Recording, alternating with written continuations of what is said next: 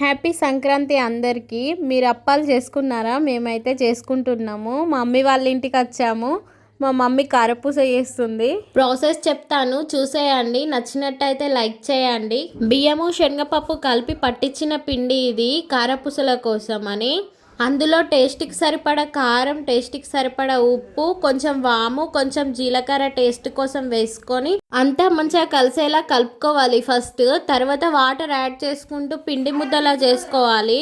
మా ఇంట్లో పిల్లలకైనా పెద్దవాళ్ళకైనా చాలా ఇష్టం. చాయ్లో వేసుకొని తింటే చాలా బాగుంటుంది.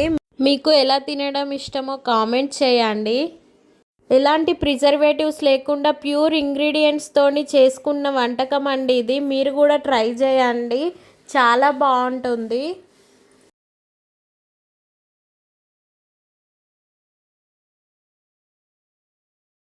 కట్టెల పొయ్యి పైన అప్పాలు చాలా టేస్టీగా వస్తాయి కదా. మీరు కూడా అలానే చేసుకుంటారా? పండగ అప్పాలంటే ఖచ్చితంగా మా అమ్మ కట్టెల పొయ్యి పెట్టే చేస్తుంది. మూకుడు పెట్టుకొని అందులో ఆయిల్ వేసుకొని ఆయిల్ కాస్త వేడయ్యాక కారపూస పావుల్లో పిండి పెట్టుకొని ఇట్లా రౌండ్గా ఒత్తుకోవాలి.